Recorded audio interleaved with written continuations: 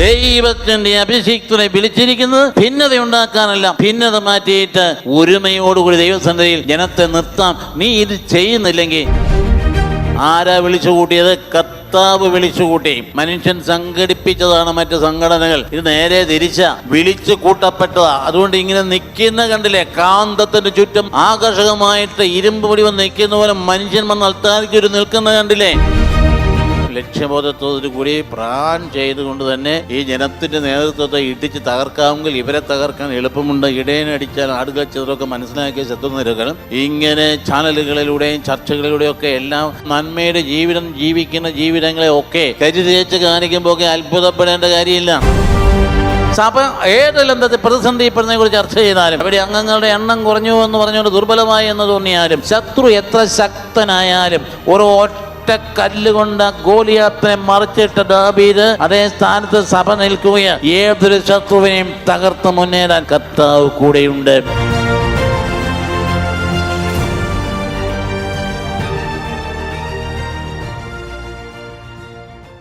ഉത്ഥിതനായ നാഥന്റെ സാന്നിധ്യ അനുഭവം പരിശുദ്ധാത്മാവിലൂടെ അനുഭവപ്പെട്ട് നമ്മുടെ ജീവിതം ആന്തരികമായി രൂപാന്തരപ്പെട്ട് കർത്താവിനോട് ഒട്ടിച്ചേർന്ന് ജീവിക്കാൻ സഭ നമ്മെ പരിശീലിപ്പിക്കുന്ന കാലഘട്ടമാണ് ഇത്. അതുകൊണ്ട് തന്നെ ഈശോ മിശിഹായാണ് വിമോചനവും സ്വാതന്ത്ര്യവും നമുക്ക് നൽകുന്നതെന്നും അത് ദൈവപിതാവിൻ്റെ പദ്ധതിയാണെന്നും മനുഷ്യൻ്റെ അടിമത്തം അവനെ മോചിപ്പിച്ച് അവനെ സ്വർഗരാജ്യത്തിലേക്ക് ദൈവരാജ്യത്തിലേക്ക് കൊണ്ടുപോകുക എന്നത് ആ ദൈവികമായ പദ്ധതിയുടെ ഭാഗമായിട്ടാണ് അവിടുന്ന് കർത്താവിനെ പറഞ്ഞയച്ചതെന്നും അതിന് മുമ്പ് തന്നെയും തൻ്റെ ജനത്തെ രൂപീകരിച്ച അബ്രഹാമിലൂടെ രൂപപ്പെട്ടുവെന്നും തൻ്റെ തന്നെ വിളിക്കപ്പെട്ട വ്യക്തികളിലൂടെ തൻ്റെ പ്രവൃത്തികൾ തൻ്റെ ജനത്തിന് മുമ്പിൽ അവിടുന്ന് ആവിഷ്കരിച്ച് വെളിപ്പെടുത്തി താൻ ആരാകുന്നു എന്ന് കാണിച്ചുവെന്നും ഒക്കെ നമ്മളെ പഠിപ്പിക്കുകയാണ്. ഇതാണ് ആദ്യത്തെ വായനയിൽ പ്രധാനമായും എന്ന് കാണുന്നത് മോശയുടെ വിളിയാണ്. രണ്ടാമത്തെ വായനയിൽ കാണുന്ന വിളിക്കപ്പെട്ട ആളുകൾ അഭിഷിക്തരായവരും വഴിതെറ്റിപ്പോയപ്പോൾ രാജാക്കന്മാരും പുരോഹിതന്മാരും കർത്താവിൻ്റെ പദ്ധതിക്ക് വിരുദ്ധമായി ദൈവം ആഗ്രഹിക്കാത്ത രീതിയിൽ പോയപ്പോൾ അവരെ കഠിനമായി ശാസിക്കുന്ന ഭാഗം എസെക്കിയാ പ്രവാചകൻ്റെ പുസ്തകത്തിൻ്റെ 34-ാം അധ്യായത്തിൽ നിന്ന് നാം വായിച്ച് കേട്ടതാണ്. രണ്ടാമത്തേത് പുതിയ നിയമത്തിലേക്ക് വരുമ്പോൾ തന്നെയും ഇപ്രകാരമുള്ള ശുശ്രൂഷയെ ദൈവം തൻ്റെ ദാനം വഴി അനുഗ്രഹിച്ചിരിക്കുന്നത് അപ്പോസ്തലനാകുവാനും പ്രവാചകനാകുവാനും പ്രബോധകനാകുവാനും അത്ഭുത പ്രവർത്തകനാകുവാനും രോഗശാന്തി നൽകുവാനും ഒക്കെ നൽകപ്പെട്ടിരിക്കുന്നത് സഭയെ പടുത്തുയർത്താൻ വേണ്ടിയിട്ടാണ് എന്ന അപ്പോസ്തലൻ വളരെ കർക്കശമായി പഠിപ്പിക്കുന്ന ഭാഗത്തെ തുടർന്നാണ് സഭയുടെ തലവനായ പത്രോസിൻ്റെ വിളി. ഒന്നാം സ്ഥാനക്കാരൻ പത്രോസിനെ പുനരുദ്ധരിക്കുന്ന ഭാഗവും തൻ്റെ പിന്നാലെ വരാൻ പറയുന്ന ഭാഗവും താൻ ഏത് വിധത്തിലുള്ള മരണമാണ് നേരിടേണ്ടതെന്ന് മുൻകൂട്ടി സൂചന നൽകുന്ന ഭാഗവും ഇതാണ് ഇന്ന് നമുക്ക് നൽകുന്ന വചനഭാഗങ്ങൾ. ധാരാളം ധ്യാനിക്കാനുള്ള വിഷയങ്ങളാണ്. സ്നേഹത്തിൻ്റെ ദൈവപുത്രൻ്റെ സ്നേഹത്തിൻ്റെ സന്ദേശം ആ ലോകത്തെ മുഴുവൻ അറിയിക്കുമാണ്. നമുക്ക് ഈ ദിവസങ്ങളിലെ ചർച്ചകൾ നിങ്ങൾ സാധാരണ അനുഗമിക്കുന്നു ഞാൻ കരുതുകയാണ്. ഈ ദിവസങ്ങളിലെ ഒരു മനുഷ്യ വ്യക്തി സൗദി അറേബ്യയിൽ 18 വർഷമായി വധശിക്ഷയ്ക്ക് വിധേയനായിട്ട് കിടന്നതിനെ അവർ 33 കോടി രൂപ ബ്ലഡ് മണിയായിട്ട് ആവശ്യപ്പെട്ടപ്പോൾ അന്തം വിട്ടുപോയ കുടുംബത്തെ സംരക്ഷിക്കാൻ കേരളത്തിൻ്റെ സമൂഹം ഒറ്റക്കെട്ടായി നിന്നുകൊണ്ട് അത് മുഴുവൻ വെറും 2 ദിവസം കൊണ്ട് സമാഹരിച്ച് തിരിച്ച് കൊടുക്കുന്ന അവസ്ഥയാണ് ഈ കഴിഞ്ഞ ദിനങ്ങളിൽ നാം കണ്ടത്. അതിന് നേതൃത്വം കൊടുത്തത് ഒരു ക്രൈസ്തവ വിശ്വാസി തന്നെയാണ്. അവിടെയൊക്കെ നാം പഠിക്കേണ്ട ഒരു പാഠം, ഈ വ്യത്യസ്തങ്ങളായ മതങ്ങളിൽ പറ്റിയ ആൾക്കാരെ അവരവരുടേതായ രീതിയിൽ ദൈവത്തെ അന്വേഷിക്കുന്നെങ്കിൽ അതെല്ലാം അംഗീകരിച്ചതുകൊണ്ട് അതിൻ്റെ അതീതമായി നിൽക്കുന്ന എല്ലാവരെയും ഉൾക്കൊള്ളുന്ന ദൈവസ്നേഹത്തിൻ്റെ പ്രമാണമാണ് കർത്താവ് നമുക്ക് നൽകിയിരിക്കുന്നത് എന്നതാണ്. നമുക്കാരെയും വെറുക്കാൻ പറ്റില്ല, ആരെയും തള്ളിക്കളയാനും പറ്റില്ല, എല്ലാവരും ഉൾക്കൊള്ളുകയും അതേ സമയത്ത് തന്നെ വിവേകത്തോടുകൂടി പാമ്പുകളെ പോലെ വിവേകമുള്ളവരായിരിക്കും എന്ന് പറഞ്ഞുകൊണ്ട് തങ്ങളെ തന്നെ ദൈവസന്നിധിയിൽ ഒരുമയോടെ നിർത്തുവാനുള്ള ചുമതലയും നമ്മളെ അനുസ്മരിപ്പിക്കുന്നു. അപ്പം അതേസമയം തന്നെ ഇപ്പോഴും ഇങ്ങനെ മറ്റു രാജ്യങ്ങളിൽ പോയിട്ട് തന്നെ ഒരു തെറ്റുമില്ലാതെ ആ മനുഷ്യനെ അറസ്റ്റ് ചെയ്യപ്പെട്ടു.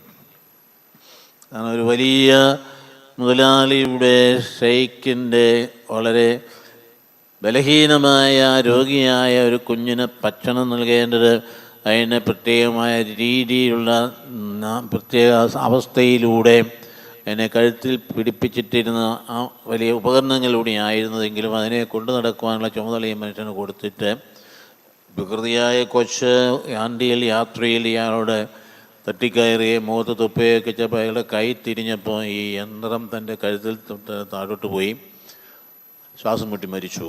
ആരാ ഉത്തരവാദിയും?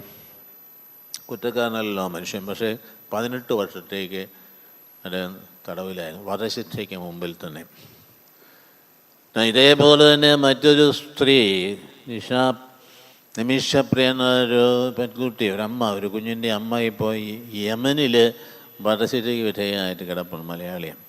ഈ അധികാരത്തിൽ ഒരുപോലെ സജീവമായിട്ട് ജനം ഒന്നിച്ച് 2 ദിവസം കൊണ്ട് 33 കോടി രൂപ സമാഹരിച്ചു. എന്നാൽ മറ്റേടത്ത് ബ്ലഡ് മണിയായിട്ട് ആവശ്യപ്പെട്ടിരിക്കുന്നത് 4-5 കോടി രൂപയാണ്. എന്തുകൊണ്ടാണ് അതിലേക്ക് തിരിയാത്ത ആളുകളെന്ന് അറിയാൻ പാടില്ല.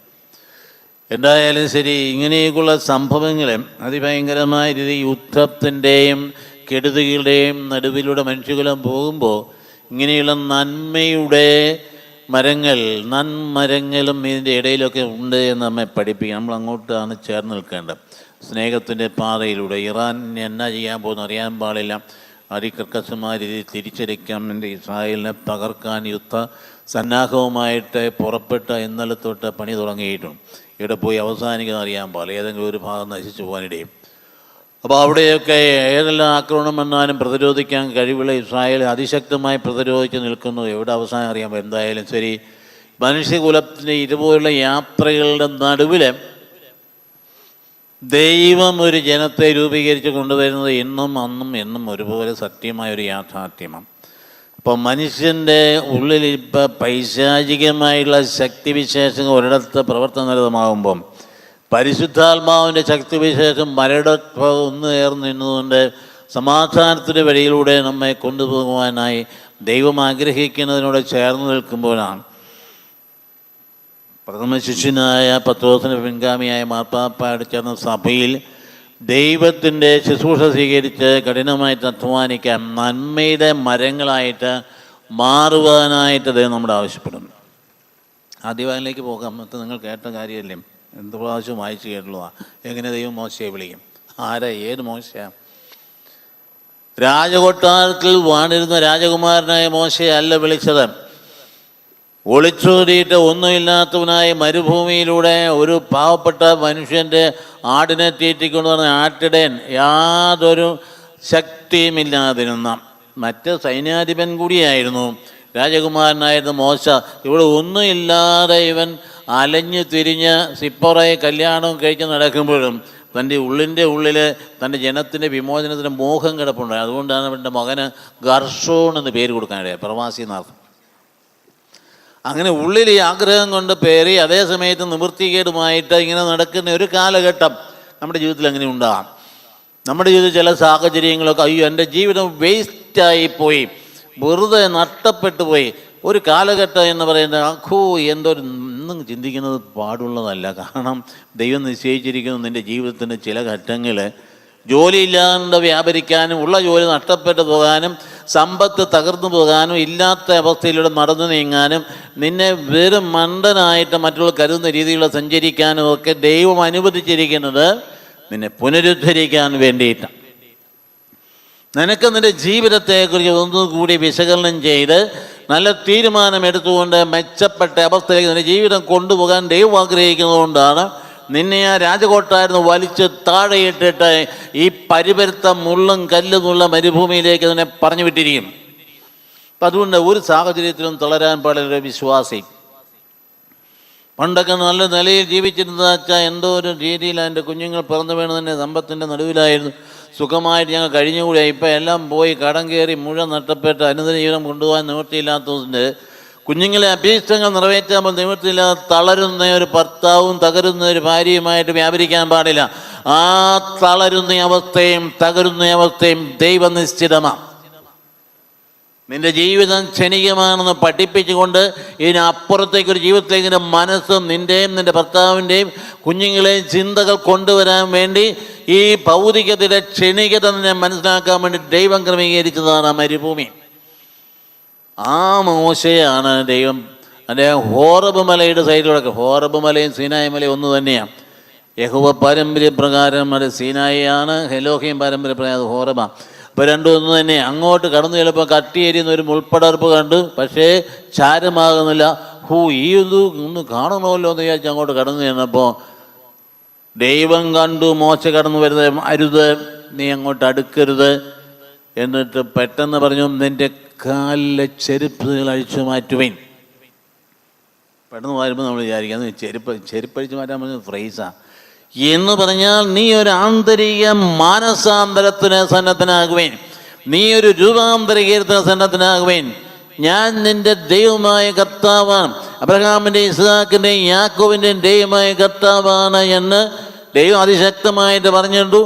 എൻ്റെ ചെവിയിലെത്തിയിരിക്കുന്നു, എൻ്റെ ജനത്തിൻ്റെ രോദനം ഞാൻ കണ്ടു, ഈജിപ്ത് പീഡിപ്പിക്കുന്നതിൻ്റെ അവരുടെ വിഷമതകൾ നിലവിളി ഞാൻ കേട്ടു.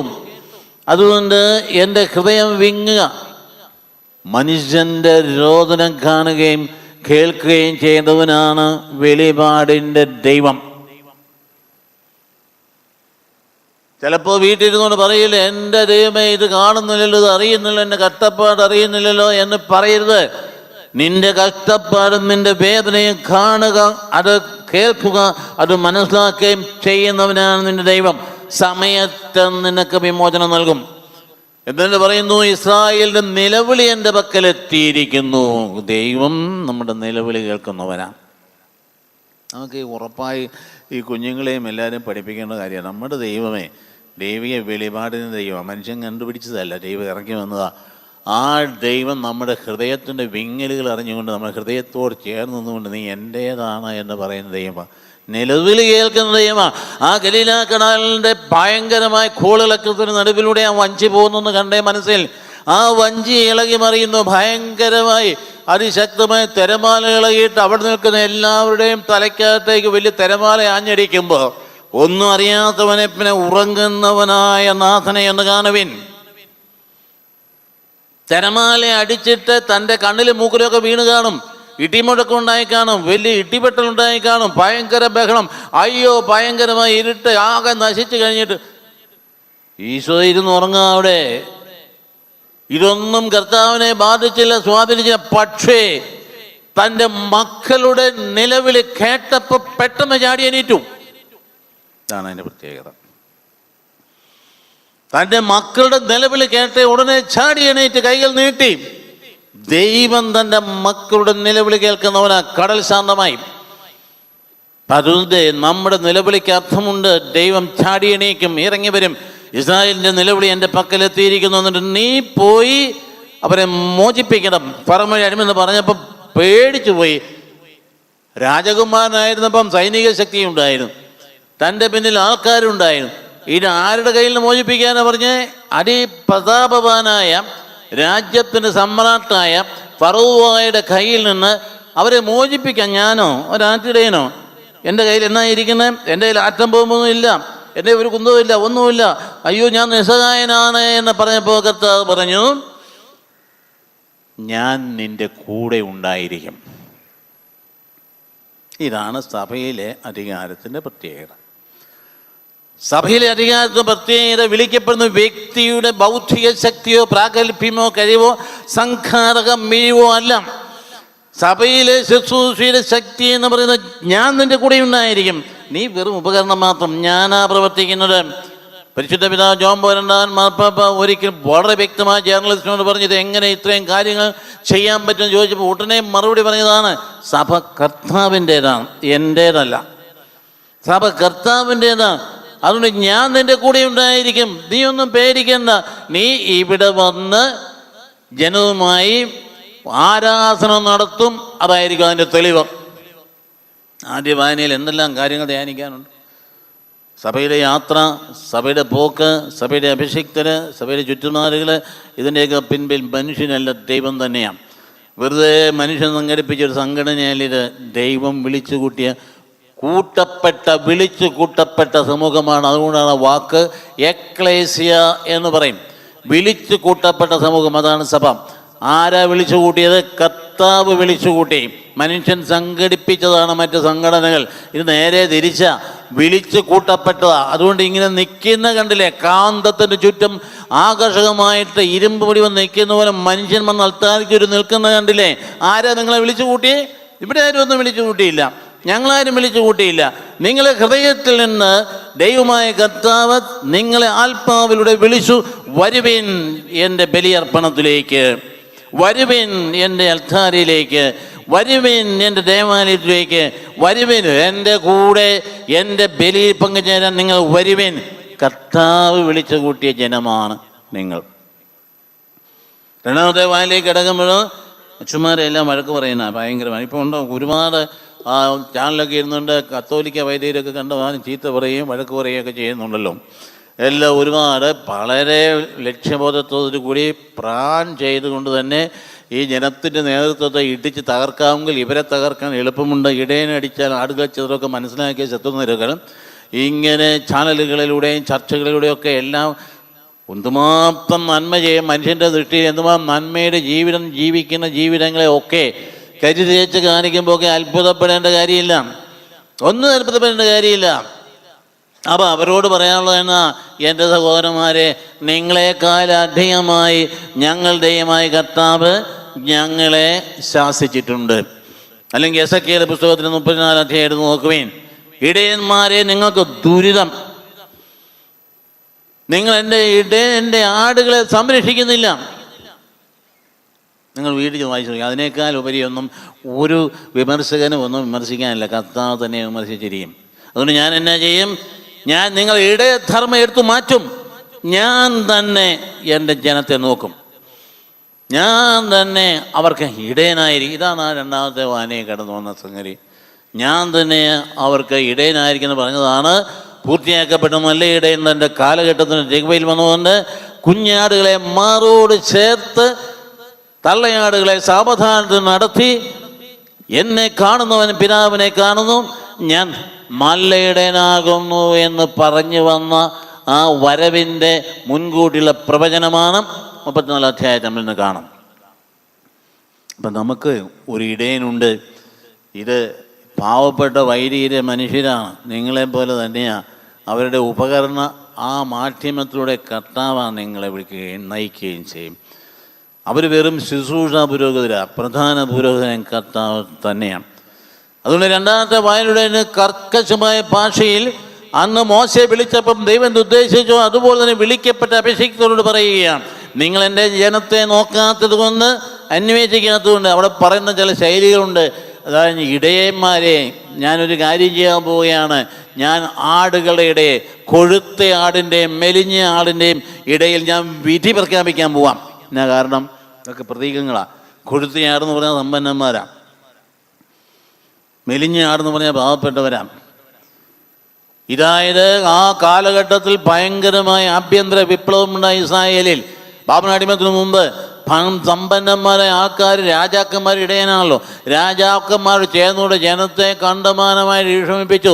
പാവപ്പെട്ടവന് ഒരു നിവൃത്തിയില്ലാത്ത അവസ്ഥ വന്നു.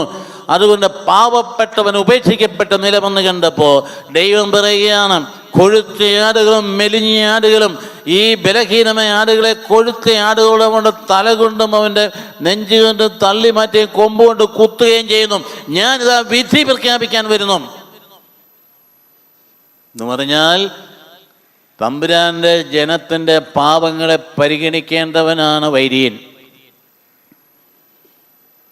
അത് മാറ്റി നിർത്തിയിട്ട് നിന്റെ നിലവിലുള്ള സാഹചര്യ ഭൗതികമായ സമ്പത്തുള്ളവൻ്റെ കൂടെ കൂടിക്കൊണ്ട് അവനെ പരിഹസിക്കുകയും ഞെരുക്കുകയും ചെയ്ത നിനക്കെതിരെയുള്ള വിധിവാചകമാണിത്. നിന്നിൽ നിന്ന് ഇടയ ധർമ്മം എടുത്തു മാറ്റി തമ്പുരാൻ തന്നെ എടുത്തു മാറ്റും. നിന്റെ പണി തീർക്കുമെന്നാണ് പറയാം. അതികർക്കശമായ ഭാഷയിലാണ് പറഞ്ഞേ. പാവപ്പെട്ടവൻ്റെ കൂടെ നിൽക്കുവാൻ വിളിക്കപ്പെട്ടവനാണ്, ദരിദ്രൻ്റെ കൂടെ നിൽക്കാൻ വിളിക്കപ്പെട്ടവനാണ് കർത്താവിൻ്റെ അഭിഷിക്തൻ. സമ്പന്നനെ തഴയാനല്ല, തള്ളിക്കളയാനല്ല. സമ്പന്നനും ആന്തരികമായി ദരിദ്രനാണ്. അവൻ്റെ ഉള്ളിലും ദാരിദ്ര്യമുണ്ട്. ഈ രണ്ടിനെ ഒന്ന് ചേർത്ത് കൊണ്ടു നോക്കുവാൻ നിനക്കാകപ്പെട്ടിരിക്കും വിളി ഭിന്നിപ്പിക്കാനല്ല, ഒന്നിപ്പിക്കാനാണ്. ദൈവത്തിൻ്റെ അഭിഷിക്തനെ വിളിച്ചിരിക്കുന്നത് ഭിന്നത ഉണ്ടാക്കാനല്ല, ഭിന്നത മാറ്റിയിട്ട് ഒരുമയോടുകൂടി ദൈവസന്നിധിയിൽ ജനത്തെ നിർത്താം. നീ ഇത് ചെയ്യുന്നില്ലെങ്കിൽ ഞാനിത് ചെയ്യുമെന്നാണ് പറഞ്ഞത്. അവിടെ വീട്ടിൽ ചെന്ന് ഒന്നുകൂടെ എടുത്ത് വായിച്ചു നോക്കിയോ, എന്നിട്ട് നമുക്ക് ഇച്ചിരൂടെ സുഖമുണ്ട് അച്ഛന്മാരെ ചീത്ത പറയാം. കാരണം നിങ്ങൾ പറയുന്നതിനേക്കാൾ കട്ടിയായ ചീത്തയാണ് അവിടെ പറഞ്ഞിരിക്കും ദൈവം തന്നെ. എസെക്കിയേലിൻ്റെ പുസ്തകം ഞാൻ വീണ്ടും പറയാൻ 34 അധ്യായം. അതുകൊണ്ട് ഞങ്ങൾക്ക് നിന്ന ഒരു ഗുണം, നിങ്ങളൊക്കെ എന്നാ ചീത്ത പറഞ്ഞാലും ഞങ്ങൾക്കൊരു പേടിയില്ല. കാരണം അതിനേക്കാൾ കട്ടിയായ വാക്ക് കർത്താവ് പറഞ്ഞിട്ടുണ്ട്. ആണ് പേടിക്കേണ്ട കാര്യം. അപ്പം അതുകൊണ്ട് ഈ ഒരു കാര്യം രണ്ടാമത്തെ വായനയിൽ കടന്നു വരെങ്കിൽ, മൂന്നാമത്തെ പുതിയ നിയമത്തിലേക്ക് എത്തിക്കഴിഞ്ഞപ്പോൾ അപ്പസ്തോലൻ പറയുന്നു വ്യക്തമായി, നിങ്ങൾക്ക് നൽകപ്പെട്ടിരിക്കുന്ന ദാനങ്ങൾ ഉണ്ടല്ലോ, ഒരുപാട് ദാനങ്ങൾ. കർത്താവ് നിങ്ങൾക്ക് ദാനങ്ങൾക്കനുസരിച്ച് ശുശ്രൂഷ വൈവിധ്യങ്ങൾ നൽകിയിരിക്കുന്നു. അപ്പസ്തോലന്മാരായി, പ്രവാചകന്മാരായി, പ്രവാചകന്മാരായി, രോഗശാന്തിക്കായി, അത്ഭുത സിദ്ധിക്കായി ദാനങ്ങൾ നൽകിയിരിക്കുന്നു. അത് എന്തിനു വേണ്ടിയിട്ടാണ്? തമ്പുരാന്റെ സഭയെ പടുത്തുയർത്താൻ വേണ്ടി, to build up the church. അതിന് വേണ്ടിയിട്ടാണ്. നിനക്ക് സ്വന്തമായിട്ട് നിന്റെ വ്യക്തിത്വം ആവിഷ്കരിക്കാൻ വേണ്ടിയിട്ടല്ല. കരിസ്മാറ്റിക് മൂവ്മെന്റ് നാളുകളിൽ കള്ള നാണയങ്ങൾ ഒരുപാട് സഭയിൽ കടന്നു വന്ന ശല്യം ഉണ്ടാക്കി നിങ്ങൾക്ക് അറിയാമല്ലോ. രോഗശാന്തി വരുമെന്ന് പറഞ്ഞുകൊണ്ട് ആളുകൾ സംഘടിപ്പിച്ചിട്ട് സമ്പത്തുണ്ടാക്കാൻ വേണ്ടി എല്ലാ തരങ്ങളും മനുഷ്യനെ പിഴിഞ്ഞിട്ട് സ്വയം സമ്പത്താർജിച്ച് സ്വന്തം വീട്ടിൽ പണമുണ്ടാക്കാൻ വേണ്ടി, സ്വന്തക്കാർക്ക് വേണ്ടി പണം ഉണ്ടാക്കാൻ വേണ്ടി കർത്താവിൻ്റെ സഭയെ ദുർവിനിയോഗം ചെയ്ത് ഒരുപാട് കള്ളനാണയങ്ങൾ കരിസ്മാറ്റിക് മൂവ്മെൻറ്റിൻ്റെ ഓഫ് റൂട്ടായിട്ട് വന്നെങ്കിൽ ഇന്നും അത് ഒതുങ്ങിയിട്ടു. കാരണം ജനത്തിന് മനസ്സിലായി രോഗശാന്തി വരവൊക്കെ ഉണ്ട് കേട്ടോ, അതൊന്നും ഇല്ലെന്നൊന്നും പറയാൻ, അത് വേറെ സംശയമില്ലാത്ത കാര്യമാണ്. തമ്പുരാൻ തൻ്റെ സഭയിൽ ഈ വരങ്ങളൊക്കെ കൊടുത്തിട്ടുണ്ട്. പക്ഷേ ഇവിടെ പറയുന്നു ഈ വരങ്ങൾ നൽകപ്പെട്ടിരിക്കുന്നത് ഈശോയുടെ ശരീരമാണ്, സഭയെ പടുത്തുയർത്താനാണ്. കർത്താവിൻ്റെ ശരീരമാണ് സഭ. ആ സഭയുടെ ശിരസ്സാണ് മിശിഹ. കൊളോസ്യർക്ക് ലേഖനത്തിൻ്റെ 1-ാം അധ്യായം 20-ാം വാക്യത്തിൽ വ്യക്തമായിട്ട് പറയുക, ഈശോ സഭയുടെ ശിരസ്സാണ്. ഈ സഭയെ പടുത്തുയർത്താൻ വേണ്ടിയിട്ട് എനിക്ക് വരങ്ങൾ നൽകിയിരിക്കുന്നത്. ഏത് വരമായാലും ശരി. ഇതാണ് രണ്ടാമത്തെ വായന. മൂന്നാമത്തെ വായനയിൽ കണ്ടില്ലേ, കണക്ഷൻ കണ്ടോ? പരസ്പരം ഈ ദൈവവിളിയോട് ബന്ധപ്പെട്ട് തന്നെയാണ് ഇന്നത്തെ വായനകൾ മുഴുവൻ പറയാൻ. അവസാനത്തിൽ വിളിക്കപ്പെട്ട വിളിയുടെ ഏറ്റവും വലിയ വിളിയായ പത്രോസിൻ്റെ വിളിയെക്കുറിച്ച് പറയുക. അവിടെ ഈശോ എന്നാ ചെയ്ത കേട്ടില്ലേ?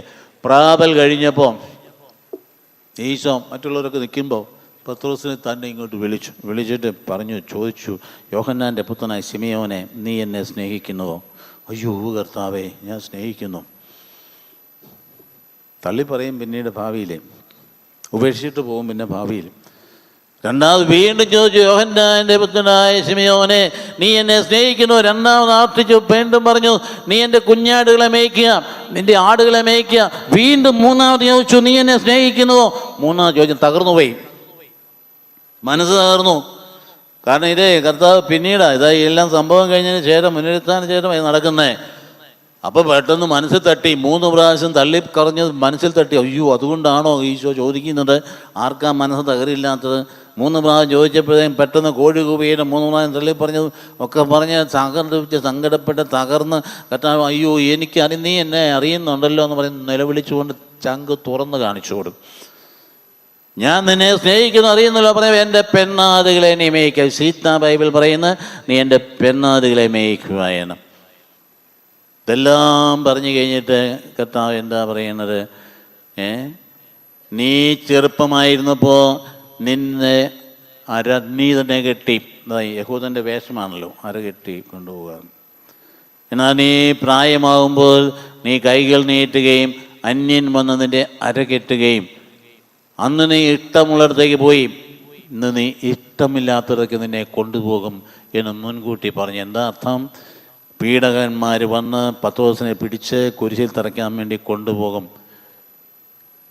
അപ്പോൾ നോക്ക്, ഈ വചനഭാഗത്തേക്ക് നോക്കുമ്പോൾ ആരായിരുന്നു ഈ അപ്പസ്തോലൻ? എത്ര കൃത്യമായിട്ട് ഒന്നാം സ്ഥാനം എപ്പോഴും. പത്രോസ് ഒന്നാം സ്ഥാനത്താണുള്ളതിന് ആർക്കും സംശയമൊന്നുമില്ല. ഒന്നാം സ്ഥാനം എവിടെ പറഞ്ഞാലും ശരി. ഞാൻ ആരാകുന്നു എന്ന് ആളുകൾ പറയുന്നത്, അവരെല്ലാവരും കൂടെ പറയുന്നു ഏലിയാണ്, നീ മോശയാണ്, പ്രവാചകന്മാരെന്ന് പറഞ്ഞപ്പോൾ വീണ്ടും ചോദിച്ചു ഞാൻ ആരാകുന്നുവാണ് നിങ്ങൾ പറയുന്നത്? എനിക്കതാ പ്രധാനപ്പെട്ടതാണ്. അവരിവരും പറയുന്നത് എനിക്ക് പ്രശ്നമല്ല, നിങ്ങൾ എന്ത് പറയുന്നു ഞാൻ ആരാകുന്നു എന്താ? ഉടനെ പത്രോസ് എണീറ്റ് നിന്നുകൊണ്ട് പറഞ്ഞു, നീ ജീവനുള്ള ദൈവത്തിൻ്റെ പുത്രനായ മിശിഹായാകുന്നു. ഒന്നാം സ്ഥാനക്കാരൻ. ഉടനെ കർത്താവ് മറുപടി, പത്രോസേ, ഇത് നിനക്ക് വെളിപ്പെടുത്തത് ജഡവും രക്തവുമല്ല, സ്വർഗത്തിലുള്ള എൻ്റെ പിതാവാണ്. വളരെ വ്യക്തമായിട്ട് അവന് അംഗീകാരം നൽകി. എല്ലാ സ്ഥലത്തും ഇതുപോലെ തന്നെ കർത്താവിൻ്റെ പ്രഥമ സ്ഥാനം ഈ പത്രോസിന് കൊടുത്തിട്ട് തൻ്റെ ശുശ്രൂഷ തുടർന്ന് ലോകത്തിൻ്റെ അന്ത്യം വരെ കൊണ്ടുപോകാനുള്ള ചുമതലയെ ഏൽപ്പിച്ചു. പത്രോസിൻ്റെ ചുമതല to confirm the believers in faith എന്ന് ഡിഫൈൻ ചെയ്യും. വിശ്വാസികളെ വിശ്വാസത്തിൽ ഉറപ്പിക്കുക എന്നുള്ളതാണ് അതാണ് മാർപ്പാപ്പ ചെയ്യും. To confirm the believers in faith. പുനരുത്ഥാനം കഴിഞ്ഞിട്ട് ഉപേക്ഷിച്ചില്ലേ? പുനരുത്ഥാനം കഴിഞ്ഞിട്ടും നിരാശപ്പെട്ട് ഡിപ്രസ്ഡായിട്ട് പറഞ്ഞു, നമ്മുടെ പിതാവ് കൂടിയായിരുന്നു ഞാൻ പഴയ പണിക്ക് പോകാമെന്ന് പറയുമ്പോൾ തോമാസ് ലീയായും മറ്റേ 5-6 പേരും കൂടെ കൂടിയിട്ട് അവർ പഴയ പണിക്ക് പോയി. കർത്താവിനെ ഉപേക്ഷിച്ചു. അപ്പോഴാണ് ആ കടൽ തീരത്ത് ചെന്ന് നിൽക്കുന്നുണ്ട്. രാത്രി പകൽ അധ്വാനിച്ചിട്ട് പരലിനെ പോലും കിട്ടിയില്ലേ? കുഞ്ഞുങ്ങളെ എന്നാണ് വിളിച്ചത്. കുഞ്ഞുങ്ങളെ ഒന്നും കിട്ടിയില്ല. അയ്യോ കിട്ടിയില്ല. വലത്തോട്ട് മാറ്റി വല വീശിയപ്പം വലിച്ചു കയറ്റാൻ നിവൃത്തിയില്ല. അയ്യോ ഇത് കർത്താവാകുന്നു എന്ന് പറഞ്ഞപ്പോൾ അത് എടുത്ത് ആടി വെള്ളത്തിൽ మీద നടക്കുന്ന സംഭവമൊക്കെ ഞാൻ വിശദീകരിക്കുന്നില്ല. അവിടെയും കർത്താവിനെ ഉപേക്ഷിക്കപ്പെട്ടവനെ പുനരുദ്ധരിക്കാൻ വേണ്ടി മനഃപൂർവ്വം കർത്താവ് അങ്ങ് ചെല്ലുകയാണ്. തന്നെ ഉപേക്ഷിച്ച, തന്നെ വഴിയിൽ തെറ്റ് വരുത്തിയ, പ്രഥമ സ്ഥാനത്ത് വെച്ചവൻ എന്നെ തള്ളിക്കളഞ്ഞ് 3 പ്രാവശ്യം ഉപേക്ഷിച്ച് പേടിത്തൊണ്ടനായവനെ വിളിച്ചിട്ട് അവന് കൊടുത്തു പ്രഥമ സ്ഥാനം സഭയിൽ. ഇതിനു വേണ്ടിയിട്ട് ഇവൻ മാറും. നേരത്തെ തന്നെ പറഞ്ഞായിരുന്നു, ഇപ്പം എന്നെ അനുഗമിക്കാൻ യോഗ്യനല്ല, പക്ഷെ പിന്നീട് അനുഗമിക്കും പരിശുദ്ധാത്മാവ് വന്നു കഴിയുമ്പം. പരിശുദ്ധാത്മാവ് ആവസിച്ചു, കടന്നു വന്നു. ആ ദിനത്തിൽ, പന്തക്കുസ്ത ദിനത്തിൽ അമ്മയുടെ അടുത്ത് നിന്നുകൊണ്ട് പത്രോസ് എണീറ്റു. അമ്മ സമീപം ഇരിപ്പുണ്ട്. എണീറ്റ് നിന്ന് ഒരൊറ്റ പ്രസംഗത്തിൽ 3000 പേർ മാനസാന്തരപ്പെട്ടു. ആരെയും ഭയപ്പെടില്ല, ധീരനായി ഏത് ചക്രവർത്തി മുമ്പിൽ ചെന്ന് പറഞ്ഞു, നിങ്ങൾ ക്രൂശിൽ തറച്ചു കൊന്ന യേശു ദൈവത്തിൻ്റെ പുത്രനായിരുന്നു എന്ന് നിർഭയം പറഞ്ഞു. പിടിച്ചു കെട്ടി ജയിലിലാക്കി. പക്ഷേ ആ ചങ്ങലയ്ക്കുള്ളിൽ കിടന്നുറങ്ങി, ഭയരഹിതനായിട്ട് ഉറങ്ങി. അദ്ദേഹത്തിന് നിഴൽ പോലും തട്ടിയാൽ രോഗശാന്തി ഉണ്ടാകുമായിരുന്നു എന്നാണ് പറയുക. നടപടി പുസ്തകത്തിലും ആ തലത്തിലേക്ക് മാറ്റി. നാം അധികം വിശദീകരിച്ചു പോയ സമയം പോവും. എന്തിനാ ഇത്രയും പറഞ്ഞത്? ഇത് തന്നെയാണ് നമ്മുടെ കർത്താവ് അന്ന് എന്നും ഒരാൾ തന്നെയാണ്. ഈശോയ്ക്ക് ഭൂതവുമില്ല, ഈശോയ്ക്ക് ഭാവിയില്ല. ഈശോ എന്നും വർത്തമാന കാലത്തിലാണ്. അന്ന് പത്രോസിന് പറഞ്ഞ ഈശോ തന്നെയാണ് ഇന്ന് നമ്മളോടും പറയും. അന്ന് പത്രോസ് പോയി കടന്നു പോയിട്ടുണ്ടായാലും വിഷമമായെങ്കിൽ, പക്ഷേ ഇന്ന് നമ്മളിവിടെയുണ്ട്. ഇത് തന്നെ നമ്മളോട് പറയുന്നത്, എൻ്റെ മക്കളെ, അതായത് ആ എസെക്കിയേൽ പ്രവാചകങ്ങൾ പറഞ്ഞ പോലെ എൻ്റെ ജനമേ, എൻ്റെ തന്നെയാണ് വെളിപാട് പറയുന്നത്. നിങ്ങൾ ഭയപ്പെടേണ്ട, ഞാൻ നിങ്ങളുടെ കൂടെയുണ്ട്. എൻ്റെ യാക്കോബേ, എൻ്റെ ഇസ്രായേലേ. ഇപ്പം ദൈവവുമായിട്ടുള്ള നമ്മുടെ ബന്ധം എന്ന് പറയുന്നത് ആത്മബന്ധമാണ്. അതും അന്യനുമായിട്ടുള്ള ബന്ധം പോലെ ആത്മബന്ധമാണ്. എൻ്റെ മകനെ, എൻ്റെ മകളെ ഈശോ ഇങ്ങനെയാണ് വിളിക്കുന്നത്. എങ്ങനെയാണ്? പെട്ടെന്ന് അന്നേരം മോശയെന്ന് വിളിച്ച് 2 പ്രാവശ്യം വിളിച്ചതിൻ്റെ അർത്ഥം എബ്രായ ഭാഷയിൽ വാത്സല്യം എന്ന മാർത്ത എന്ന് പറയുന്ന പോലെയാണ്. എൻ്റെ മോശെ, എൻ്റെ മകനെ, എൻ്റെ മകളെ, നീ പേടിക്കേണ്ടെന്നേ, ഞാൻ നിൻ്റെ കൂടെ ഉണ്ടെന്നേ. നീ എവിടെ പോയാലും എവിടെയുണ്ട്. നീ സമുദ്രത്തിൻ്റെ ആഴത്തിൽ പോയാലും നദിയിൽ പോയാലും നദി നിന്നെ മുക്കിക്കളയില്ല, ഞാൻ നിൻ്റെ കൂടെയുണ്ട്. നീ അഗ്നിയുടെ ചിറകിൽ പോയാലും ശരി, നീ പൊള്ളുകയില്ല, ഞാൻ നിൻ്റെ കൂടെയുണ്ട്. എൻ്റെ ജനമേ, എൻ്റെ യാക്കോബേ, നീ എൻ്റെ ഉള്ളം കയ്യിൽ നിൻ്റെ പേര് ഞാൻ എഴുതിയിരിക്കുന്നു. അമ്മ മറക്കുമോ? പെറ്റമ്മ മറക്കുമോ കുഞ്ഞിനെ? പെറ്റമ്മ മറന്നാലും ശരി, ഞാൻ നിന്നെ മറക്കുകയില്ല. അത് നീ ഒരിക്കലും ഭയപ്പെടേണ്ട. എപ്പോഴും ഞാൻ നിൻ്റെ കൂടെയുണ്ടായിരിക്കും. കർത്താവ് കൂടെയുണ്ട് എന്നതാണ് വിശ്വാസിയുടെ ധൈര്യം. സഭയുടെ ധൈര്യം അത് തന്നെയാണ്. കർത്താവ് കൂടെയുണ്ട്. എവിടെ ചർച്ച, എവിടെ പോയാലും എന്തെല്ലാം വന്നാലും, സഭ ഏതെല്ലാം പ്രതിസന്ധിപ്പെടുന്നതിനെക്കുറിച്ച് ചർച്ച ചെയ്താലും, സഭയുടെ അംഗങ്ങളുടെ എണ്ണം കുറഞ്ഞു എന്ന് പറഞ്ഞുകൊണ്ട് ദുർബലമായി എന്ന് തോന്നിയാലും, സഭ ഏതെല്ലാം തരത്തിൽ പ്രതിസന്ധികൾ നേരിട്ടാലും, ശത്രു എത്ര ശക്തനായാലും, എത്ര ഭയങ്കര ശക്തനായാലും, ഒരൊറ്റ ഒറ്റ കല്ലുകൊണ്ട് ഗോലിയാത്തിനെ മറിച്ചിട്ട ദാവീദ് അതേ സ്ഥാനത്ത് സഭ നിൽക്കുകയാണ്. ഏതൊരു ശത്രുവിനെയും തകർത്ത് മുന്നേറാൻ കർത്താവ് കൂടെയുണ്ട്. കർത്താവ് കൂടെയുണ്ട്. ഭയപ്പെടേണ്ട. മാനുഷിക ശക്തിയല്ല, ദൈവത്തിൻ്റെ ശക്തിയാണ്. നമുക്ക് എണീക്കാം. ഈ ചിന്തകൾ ഈ മൂന്നാമത്തെ ഞായറാഴ്ച നമ്മുടെ ഉള്ളിൽ വെച്ചിരിക്കുന്നത് തമ്പുരാനോട് തന്നെ പറയാം. അതുകൊണ്ട് അജപാലകർക്ക് നൽകപ്പെട്ടിരിക്കുന്ന ദൗത്യം എന്തൊക്കെയാണ്? ദൗത്യം വിളിച്ചു പറിച്ചു മേയ്ക്കുക എന്നാണ് പറഞ്ഞിരിക്കുന്നത്. എന്ന് പറഞ്ഞാൽ നയിക്കുക.